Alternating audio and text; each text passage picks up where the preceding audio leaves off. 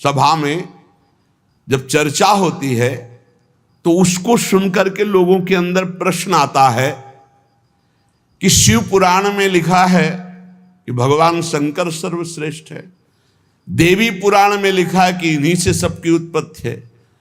आप गणेश महिमा को देखो तो यम ब्रह्म त्वम ब्रह्म, सब कुछ जिस पुराण को देखो उसी से सृष्टि हुई है। इसका मतलब क्या है? गलत है क्या? जब तुम शिव पुराण पढ़ोगे तो शिव तत्व से ही सबकी उत्पत्ति है, सब कुछ शिव तत्व है। पढ़े हैं जैसे आप कहा भगवान शंकर ने चिद चिद लक्षणम सर्वम राधा कृष्णमयम जगत, ऐसे कहा गया है हे भगवती हे भगवान, आपसे ही सृष्टि प्रकट है शिव पुराण में। क्योंकि जितनी माताएं हैं वो सब भगवती हैं और जितने पुरुष हैं वो सब हे भगवान शिव, आपका ही स्वरूप है। चराचर जगत शिव और पार्वतीमय है। भगवान का ऐसा लिंग प्रकट हुआ शिव जी का कि 100 कल्प तक ब्रह्मा जी उतरते चढ़ते रहे, पार न पाया। फिर भगवान विष्णु उसमें पढ़ना शिव पुराण में, हम तो पढ़ करके बात कर रहे, आर पार नहीं पाया। भगवान शिव से ही नारायण का प्रादुर्भाव होता है, भगवान का प्रादुर्भाव होता है, भगवान शिव से ही ब्रह्मा का प्रादुर्भाव होता है। जब देवी भागवत पढ़ो तो सब कुछ देवी जी से प्रकट हुआ। तो क्या झूठा है क्या? पुराण कोई झूठे हैं क्या? तो अगर उनसे प्रकट हुआ तो इनसे कैसे? भागवत पढ़ करके देखो तो श्री हरि से, नाभि कमल से ब्रह्मा, ब्रह्मा की भ्रकुट से शंकर, रुद्र का अवतार।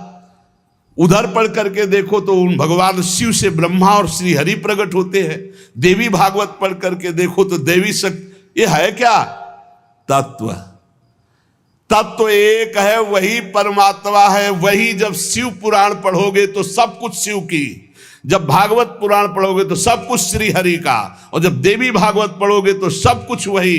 देवी प्रपन्नार्थ हरे प्रसीद प्रसीद मातर जगतो खिलस्य प्रसीद विश्वेश्वरी पाहे विश्वम त्वमीश्वरी देवी चराचरस्य। हे देवी, तुम ही चराचर में व्याप्त हो, तुम ईश्वरी हो, तुम सर्वशक्तिमान हो, तुमसे बढ़कर कोई नहीं। क्या समझते हो?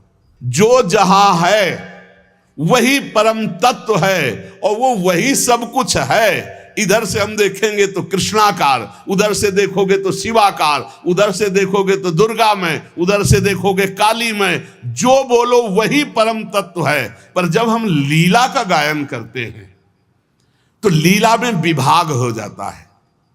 वही एक परमात्मा, वेद कहता है एकोहम बहुश्यामा, मैं एक बहुत रूपों में हो जाऊं। अब वही परमात्मा शासक बन गया, वही शासित हो गया, वही धर्मात्मा बन गया। उसी के छाती से धर्म प्रकट हुआ, उसी के पीठ से अधर्म प्रकट हुआ। अधर्म करने वाला दंडनीय हो गया, धर्म करने वाला बंदनीय हो गया।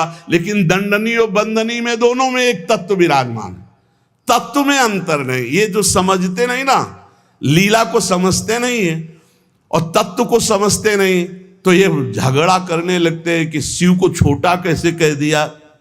पूछो शिव जी से जाके। अरे उनको देखो तो रात दिन भगवत श्री हरि चर्चा करते रहते, और हरि को देखो, उनसे पूछो जाके कि तुम्हारे आराध्य देव कौन है? बोलेंगे शंकर।